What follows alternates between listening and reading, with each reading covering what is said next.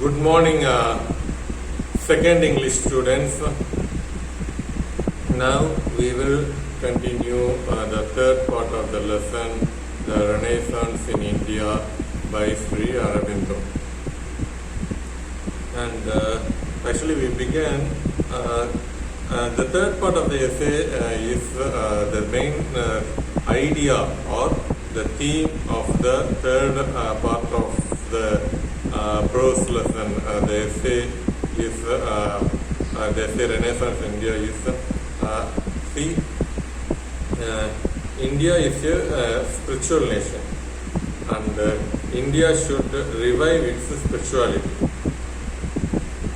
Okay, so this is the most important thing that all Indians should do, and there are differences between religion and spirituality.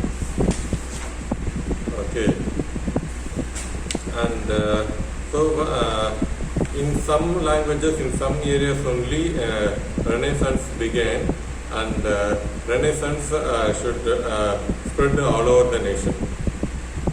Okay, so this is the main theme, and let me explain each and every point here. Okay, so now I think this point is already said in the previous video, yet let me explain.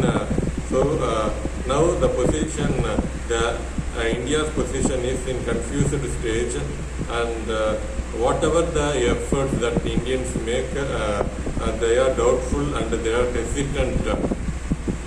They are doubtful and they are hesitant to do their efforts to revive the Renaissance, to do Renaissance in India, to revive Indian spirituality. Okay, so this is the situation, and this is quite normal only. Okay, even in Renaissance in Europe, and whenever they want to implement change, there is always a kind of hesitation all over the world. Likewise, Indians also hesitate. They are not that confident to what is right, what is wrong. Western Europeans are saying that they are great and they have to follow them.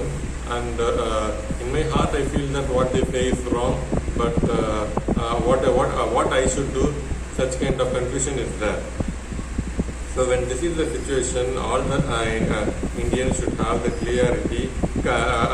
All the Indians should have the clarity that spiritual motive will be the future of India. India is a spiritual nation, and the spiritual motive will be the future of India. Okay. Spirituality is almost like a metaphysics, and it is complicated and it is difficult to understand. It is spirituality seems to be away from practical life. This point you have to mention. Spirituality seems to be away from practical life, but that is. But as far as India is concerned, spirituality is essential. Okay. Spirituality is Indian way of life. Okay, and the beauty of India is India always mixes spirituality and normal life. Okay, that we all should understand. Okay, India always mixes spirituality with the normal life. So Indian life is actually spiritual life. So that in all Indians should understand, and how this could be possible, that we have to find it and implement in India. Okay, and such kind of abstract metaphysics, that is the spirituality, and that is the idea. This is said in Germany and in Europe also. Okay, so the concept of metaphysics and the definition of spirituality, and so it seems to be away from life, but that is the Indian way of life. Okay, and even Buddhism and Jainism are Indian way of life. Buddhism and Jainism are Indian way of life. It is a philosophy. It is a philosophy in life. They are actually a spirituality. Buddhism and Jainism are spirituality. Okay, and Buddhism and Jainism contributed a lot in creativity. Okay, they have their own arts, their own literature, cultures. So Buddhism and Jainism, and it's not like it is a new philosophy, and those philosophies also focus on spirituality. Okay, so now moving to next point, most important point, that Indian spirituality is not anti-religious. Okay, and he did not mention the religion name, and when we say that when Aurobindo and many people, several people say that India should go back to spirituality, India should go back to its own glory. This doesn't mean that this is against Christianity. It is not like that. It is not. India is not anti-religious. Okay, so we all must understand that all religions focus on spirituality.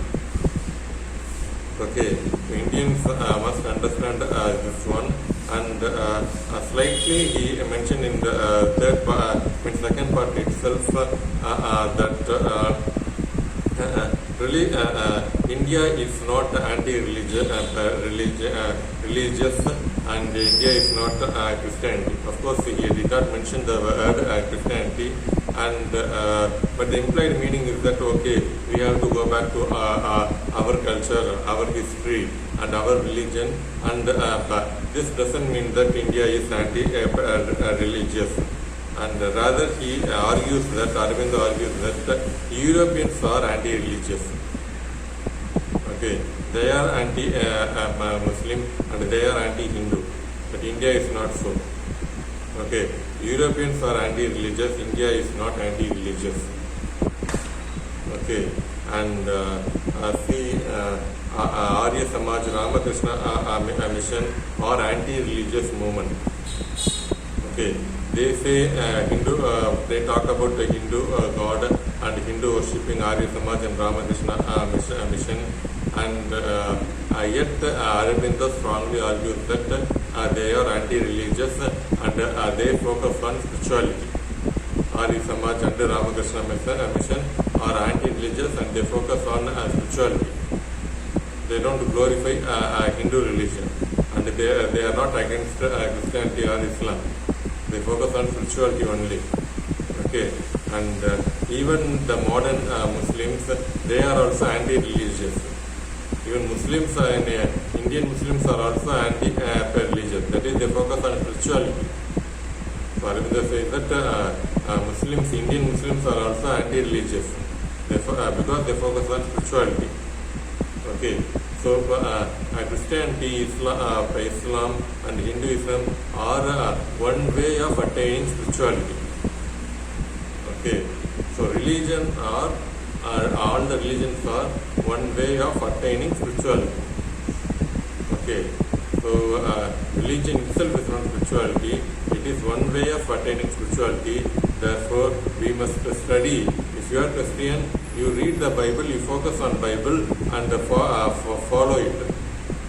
Okay, in Bible it is never said that you should kill Muslims, you should kill Hindus. They are foolish people. Likewise, it is not said. Okay, similarly in Quran and in Bhagavad Gita, it is not said so. So therefore, that is one way of focusing on spirituality. If you focus on your religion, then you will be a spiritual person. Okay, so that's what Aurobindo says, and he says that now the Indian Renaissance is that there should be a change, a small, little change in Indian spirituality. That so now the Indian spirituality is not like asceticism, and that is going to forest and doing meditation and leading a self-centered life, leading a alone life, living a single life, alone life. That is not going to be spirituality. Rather, India, missionary, educative and humanitarian, they are real spirituality. Ramakrishna mission and Arya Samaj are doing so. Okay, so now at this moment, Indian spirituality should focus on humanitarian, educative, and missionary. Okay, the helping tendency, helping the poor is said to be spirituality. So India should focus on that. Okay, so this is said to be the real spirituality, and hereafter India should focus on missionary movement and helping educative movement and the measures, the efforts towards humanitarianism. This is said to be real spirituality, and India should focus on that. Okay, so this is the important point. So there should be India should focus on humanitarianism, educative, and missionary, and that should be that is said to be modern spirituality. Okay, so in the name of spirituality, Indians cannot go to forest and simply meditate. And real spirituality is educating people, and the efforts, all the efforts should be based on humanitarianism, not selfish motive. And this is said to be real renaissance in India. Okay, so religion is outward sign of spirituality. Okay, so if we wear a cross, it is a sign of spirituality. Okay, the cross could be even in a small wooden piece. If you wear the chain of cross, then it is okay. That is indication of spirituality. But wearing a cross in gold or diamond, that is not indication of spirituality. Okay, so religion is outward sign of spirituality, and so now Indians should go back to philosophies, more ideas and intellectuality. Okay, and all the lots and lots of philosophies are there, and everything is good for Indians as well as for the world people. And now Indians should again study those philosophy, and they have to canalize. Okay, they have to canalize the philosophy and be and revive Indian spirituality. Okay, so this is what Indians should do. And so before 500 years, all the philosophy seems to be repetitive. There was lack, and at that point Europeans colonized, and that became the huge disaster. And so India is in worst position, and now we have to revive back all the philosophies, channelize it, and India should India should construct new philosophies. Okay, India should produce or construct new philosophies based on the ancient philosophies. Based on the ancient philosophies, India should construct new philosophies. Okay, so in Europe, in all the civilization, there would have been lots of philosophies, and at a point everything would have been repetitive. People themselves would have been bored, and they lead immoral life, and then people would be aware of themselves. Okay, what we are doing is wrong, and then new philosophy, new ideas will be produced. Okay, so the unfortunate part is that the philosophies were repetitive, and Indians do not know what kind of life is this. And at that point, India was colonized, and India they completely destroyed India. And now this is the time that India should revive its intellectuality and spirituality and produce new philosophies. Okay, so they should show the Indians should show the direction. Okay, so this is to be the Renaissance, and Actually, intellectuality is there in Indian literature. Okay, so Indian intellectuality is there in Indian literature. Unlike Europeans, they there is a separate book as a science book, and there is a separate book as a history. And India do not have such thing. Okay, whether it is literature or science book, everything they simply produce. They simply produce books, and when we read those books, then we can understand that India has intellectuality. India contributed in the field of science, in the field of history, in the field of maths, and in the field of astronomy. So on all these aspects, India contributed a lot to the world. But Indian style, it is not made as a separate book. Okay, so in literature, literature is nothing but history. Literature is nothing but philosophy. Okay, so that is the thing, and so now we have to read those books and analyze, differentiate. Yes, this is history. Here it focuses more on history. Here it focuses on more on astronomy. Likewise, Indians should do. Okay, and Aurobindo says that in Bengal, a renaissance began, and Tagore and Bankim, HIM,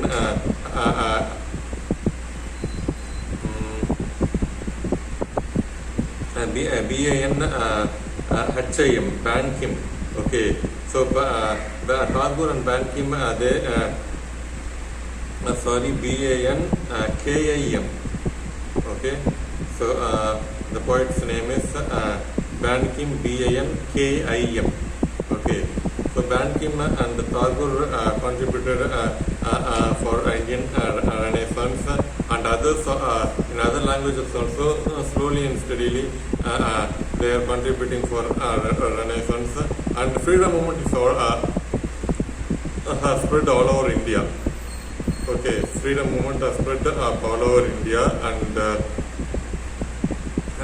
freedom movement has spread all over India, but that alone is not going to help us. Okay, so but Aurobindo is very happy that freedom movement has spread all over India, and if Indians are starving for freedom, but that alone is not going to help us. And Ravi Verma, in his paintings, he also contributed for Renaissance. So in arts and science, Renaissance should happen. New ideas, new discoveries, new things should happen. Ravi Verma also contributed for Indian Renaissance. So in poetry and in painting, Renaissance should happen. So based on ancient ideas, new ideas should be implemented. This should happen in poetry, in paintings, and in all art forms. Okay, slowly and steadily, many people are contributing in the art form, and especially Ravi Verma is the best product of Renaissance in India. Okay, and so when we want to contribute to new ideas, definitely that should not be imitative of Europeans. Okay, so when we want to contribute a lot for new ideas in arts and science, it should never be imitative of Europe. Okay, that awareness all Indians should have, and Bankim and Tagore did not imitate anything from Europeans, and they are real products of Renaissance. Okay, and so now the position of India is inwardly there is inwardly Indians have lots of ideas, but outwardly Indians are confused. Okay, this is what India is. This is the contribution of India to the world, but you people are simply ignoring it. But how to express it, and whether they are not that confident that India is great. So this is a problem. And so when this is a problem, first of all, what we all need is the political freedom. Once we got political freedom, then everything will change. Okay, so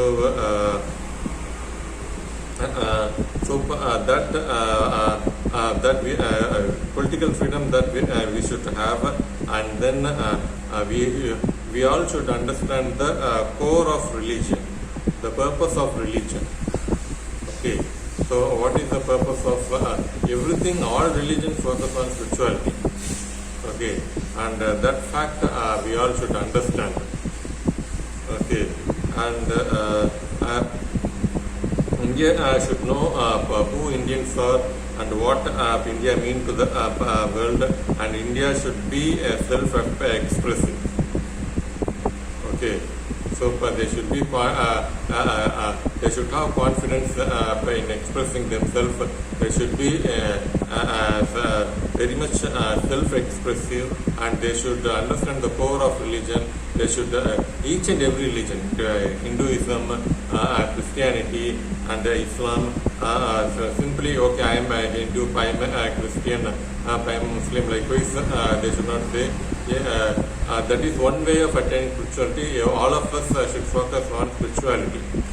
Okay, so they should understand the core of religion. Okay, so because of the British rule, and India is in hopeless situation, and first of all, India should get freedom, then only real renaissance will take place. Okay, so that's how Aurobindo ends third part of the essay, and there is one more part, fourth part of the essay. By Saturday we will wind up this lesson. Thank you.